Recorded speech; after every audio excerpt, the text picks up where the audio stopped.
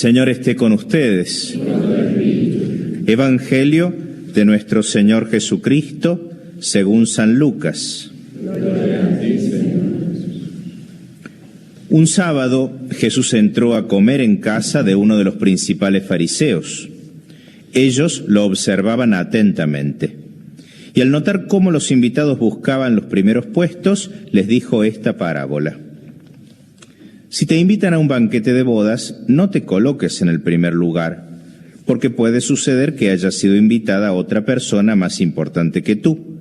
Y cuando llegue el que los invitó a los dos, tenga que decirte, déjale el sitio, y así, lleno de vergüenza, tengas que ponerte en el último lugar.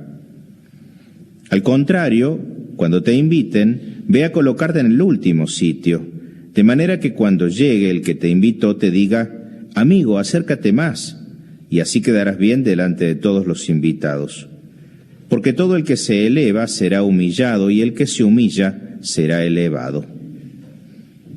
Después dijo al que lo había invitado, cuando des un almuerzo o una cena, no invites a tus amigos, ni a tus hermanos, ni a tus parientes, ni a los vecinos ricos, no sea que ellos te inviten a su vez y así tengas tu recompensa. Al contrario, cuando des un banquete, invita a los pobres, a los lisiados, a los paralíticos, a los ciegos. Feliz de ti, porque ellos no tienen cómo retribuirte, y así tendrás tu recompensa en la resurrección de los justos. Palabra del Señor. Gloria a ti, Señor Jesús. Alimentados por la palabra que el Señor nos regala para enriquecer nuestro espíritu, escuchemos a nuestro pastor con un corazón alegre y dispuesto.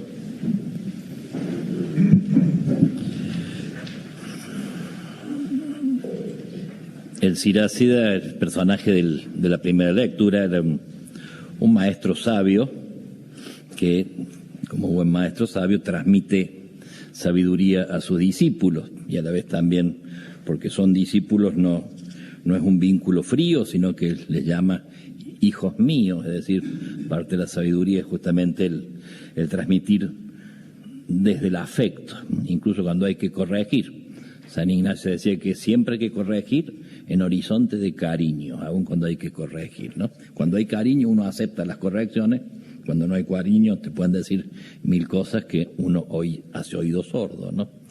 Pero esta gracia de la sabiduría y la lectura de hoy unida al Evangelio, es el sabio es humilde, este es el punto. Siempre les recuerdo lo que decía San Agustín, que era un hombre culto, pero también un hombre sumamente sabio, ¿no? O sea, él decía, cuando le preguntaban qué significa ser sabio, decía, sabio es el que pesca, el que descubre, el que pesca el arte de ser feliz. Así define la sabiduría. Y cuando le preguntaban qué significa ser feliz, decía, feliz es el que ama y se sabe amado. Interesante, pues, tanto estudio para decir cosas tan sencillas, pero justamente es como, este es el desafío. El sabio es humilde, ¿no?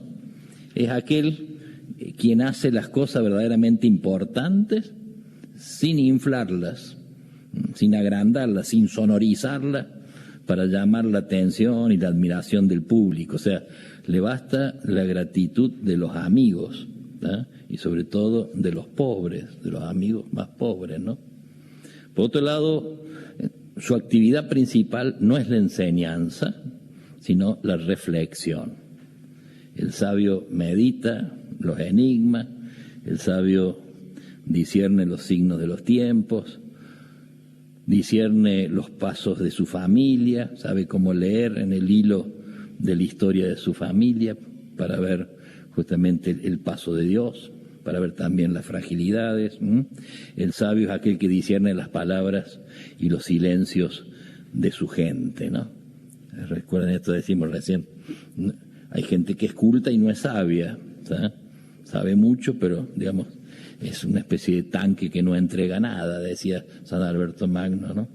Y hay otros que quizás no son cultos, hay gente nuestra, quizás nuestro abuelo, nuestra gente sencilla, muchas veces gente a veces del campo que quizás tiene pocas letras, dicho no despectivamente, y sin embargo son muy sabios, porque lo que saben es lo esencial. Es lo esencial para la vida, para la dignidad, y tienen también la gracia de transmitirlo. El sabio es aquel que transmite, quizás con pocas palabras y sobre todo con el ejemplo, las cosas grandes de la vida, ¿no? Por otro lado, el sabio no es una boca que vive hablando, sino un oído atento. Decía, hoy hablaba de esto, el sabio es el que escucha, ¿no? Escucha a Dios y escucha a los hombres. Decía Angelelli, un oído en el Evangelio y un oído en nuestro pueblo, en nuestra familia, en los que tenemos al lado, ¿no? Shakespeare decía, tu oído a todos, o sea, escuchar a todos. Tu boca, lo que tengas que contar de cosa tuya, a uno o dos, decía Shakespeare, ¿no? O sea, escuchar a todos y después saber elegir con quién conversar las cosas fuertes de la vida, ¿no? Uno no puede hacer, de su interioridad no puede hacer una especie de visita guiada, no puede hacer una especie así de feria para todos, sino que uno elige con quién conversar, digamos, las cosas más fuertes de la vida, a quién pedir consejo, pidiendo ahí gracia para saber elegir figuras sensatas, figuras que uno sabe que van a saber decirte lo que necesitas escuchar. A veces buscamos aquellos que nos dicen lo que queremos escuchar, ¿no? Y eso no es bueno. El Quijote le decía a Sancho, a veces aquel te quiere que te hace llorar. Muchas veces, no todo el tiempo, no es una cosa sádica ni masoquista, ¿no? Pero a veces el que te quiere te va a decir verdades que quizás te duelan, que quizás al comienzo incluso uno se enoje con lo que te diga, pero después uno vuelve a su casa y en el tiempo dice, este tenía razón y porque me quiere, me ha dicho lo que yo necesitaba escuchar. Cuando no hay cariño, cuando no hay sabiduría, terminamos, digamos, diciéndole lo que quieren escuchar para no perder puntos nosotros frente al otro, ¿no? Lo cual es triste, no es así, ¿no? Por lo tanto esto. El sabio se define por su deseo de entender, por su capacidad de escuchar. Y el sabio es humilde. Aquí el Evangelio toma la imagen, la escena de ocupar el último sitio, ¿tá? Es decir, y esta enseñanza de ocupar el último sitio no es una clase de buenos modales, ¿no? No es un protocolo, sino que es una llamada a la pequeñez, una llamada al ocultamiento, a la no pretensión. No es el desprecio de sí mismo, ¿tá? Bueno, es humilde, porque se arrincona, porque no habla, ¿no? A veces eso no es humildad, a veces eso es una falsa humildad a veces, ¿no? A veces justamente los que a veces, por ahí decía el Papa Francisco, le tengo miedo a los mosquitos muertos, decía, ¿no? Son los más peligrosos, Se hacen los humildosos, después te revientan, dicho en criollo, Se hacen, no, yo, ¿qué puedo? Después, entonces no es arrinconarse, ¿tá? Sino que esa falsa humildad no es a lo que se refiere el Evangelio. No es el desprecio de sí, sino que es lo que Bernanos llamaba el olvido de sí, ¿tá? Es decir, es olvidarse un poquito de sí mismo, para una vez que me olvido poder sentirme parte del cuerpo místico de Cristo, el cuerpo sufriente de Cristo, ¿no? La humildad es la conciencia de la propia realidad a la luz de los ojos de Dios. O sea, lo humilde es aquel que se mira a sí mismo pidiéndole prestado, diríamos así, los ojos al Señor. Para ver cómo me mira Él a mí, comenzando por esto, me mira amando, ¿no? Es la superación de toda ambición, sabiendo que el honor, el poder, si no hay sabiduría, nos saca de la realidad. A veces uno escucha muchos de nuestros dirigentes, también a veces dirigentes de iglesia, ojo, ¿no? Pues decir, pobre, se ve que debe laburar en Marte, ¿no? Porque lo que está diciendo no corresponde a estos pagos, digamos, ¿no?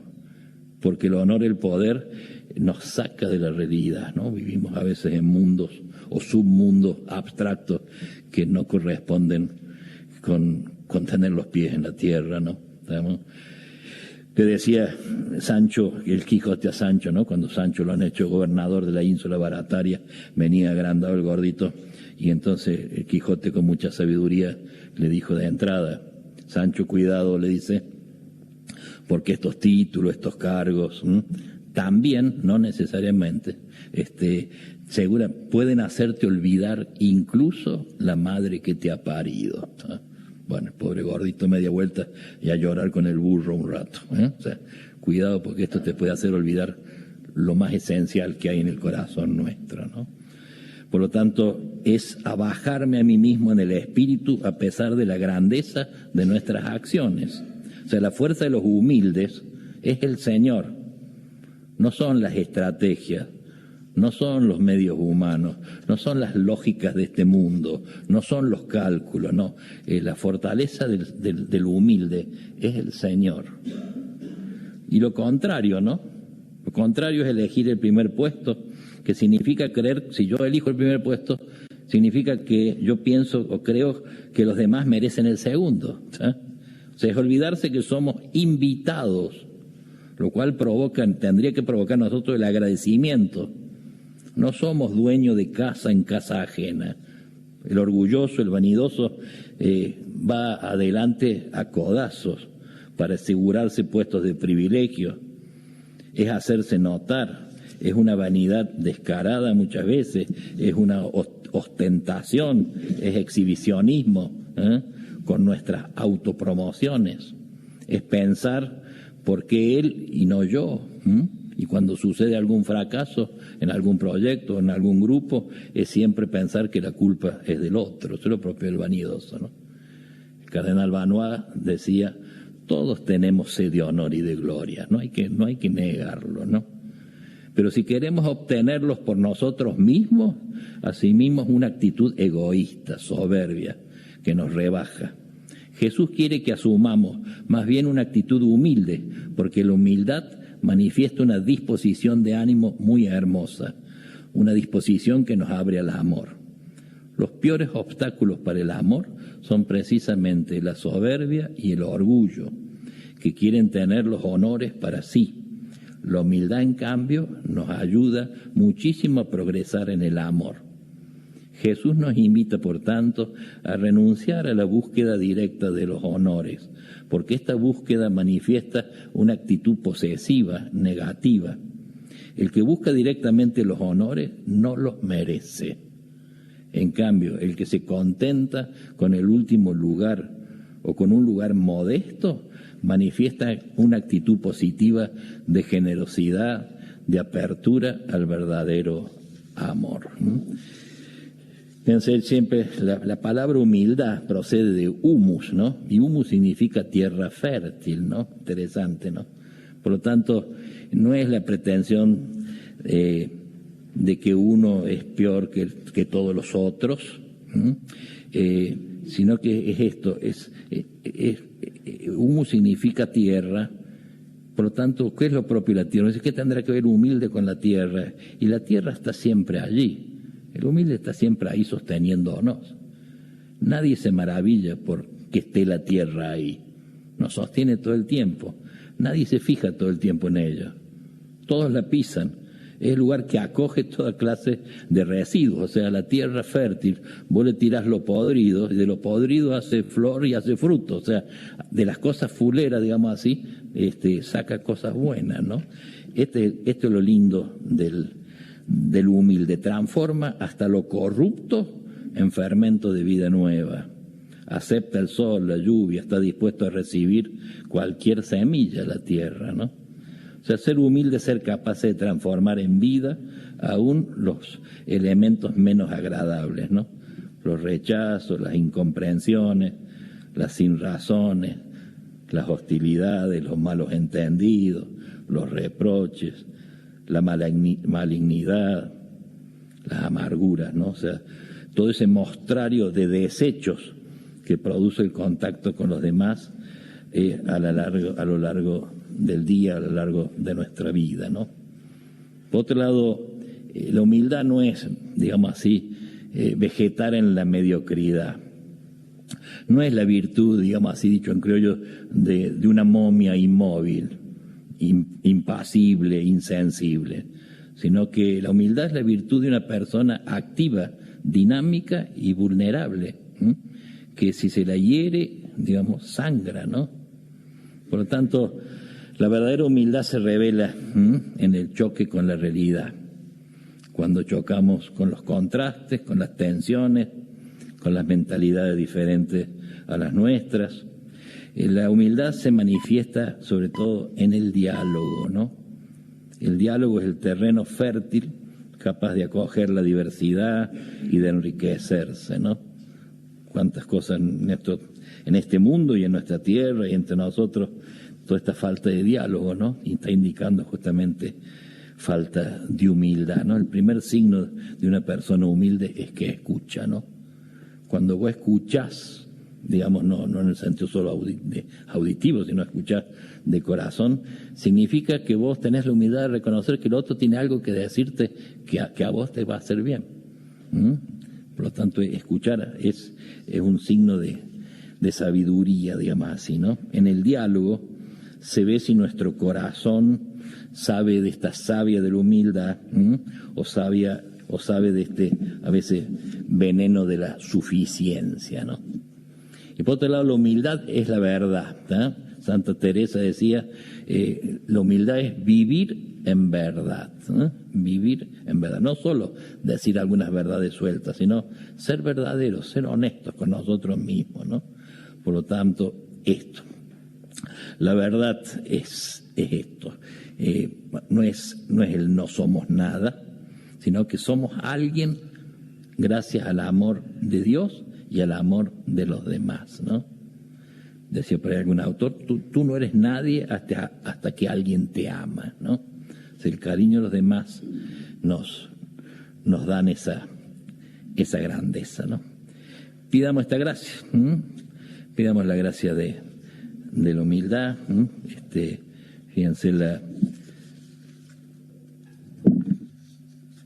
el Quijote, cuando recién le decía, cuando Sancho está por heredar el gobierno, le da aquellos consejos justamente invitándolo a la humildad. Y le decía, Sancho, hijo, presta atención a lo que te voy a decir, lo que te va a decir tu padrino, Quijote, ¿no? Que quiere aconsejarte y que quiere ser norte y guía, que te encamine y que te saque a puerto seguro de este mar borrascoso donde vas a engolfarte. Que los oficios y grandes cargos no son otra cosa sino un golfo profundo de confusiones. Primeramente, has de amar a Dios, porque en el amarle está la sabiduría, y siendo sabio no podrás errar en nada.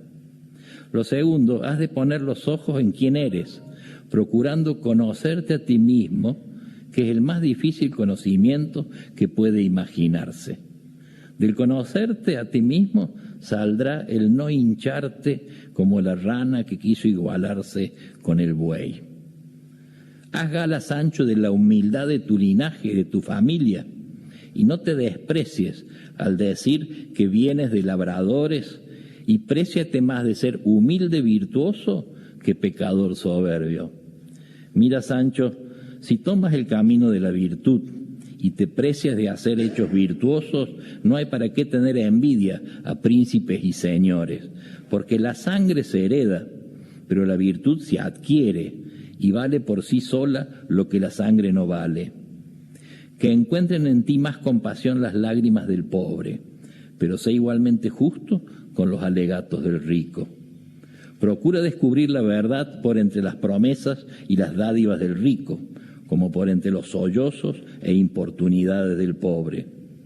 Si acaso no aplicas todo el rigor de la ley, no sea motivado por la dádiva o por haber sido sobornado, sino movido por la misericordia. Anda despacio, habla con reposo, pero no de manera que parezca que te escuchas a ti mismo, ya que toda afectación es mala. Come poco y cena más poco, que la salud de todo el cuerpo se fragua en la oficina del estómago. Esta paginita yo la quería borrar, pero bueno, dado quien habla. Si estos preceptos y estas reglas las sigues, Sancho, serás largos tus días, tu fama será eterna, vivirás en paz y beneplácito de la gente, y en los últimos pasos de la vida te alcanzará la muerte en vejez suave y madura. Bueno, estas palabras llenas de sabiduría y de claridad también nos puede venir a nosotros bien. Fíjense, la Santísima Virgen es el ícono de la humildad. O sea, ella no teme afirmar que Dios ha hecho con ella grandes cosas, ¿verdad? Que recibió una misión increíble de parte de Dios. Pero no por ello se repliega de modo narcisista sobre estos grandes dones. O sea, todo lo refería naturalmente al Señor, que miró la humillación de su esclava.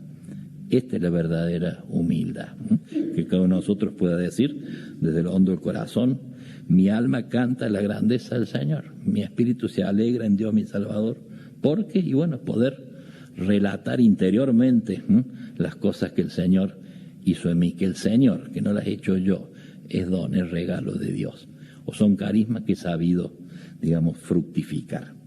Le pedimos a la Virgen de un modo especial hoy día, y le pedimos a Santa Rosa, que también eligió la sencillez, pudo vivir una vida cómoda en una familia de nobles, en vez de eso prefirió la intimidad con el Señor en la oración, e hizo de su casa, porque ella era laica, si bien tiene el hábito dominico, pero era terciaria, por lo tanto era laica, pero hizo de su casa, pues vivía con sus padres a quienes cuidó, ¿tá?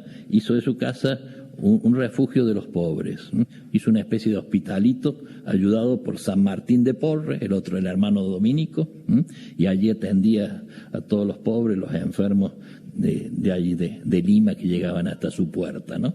Esto, pudiendo darse corte y vivir, digamos, para el honor, entre comillas, prefirió justamente el honor de la humildad, del servicio a los más sencillos. Que Santa Rosa nos ayude también a nosotros, que así sea.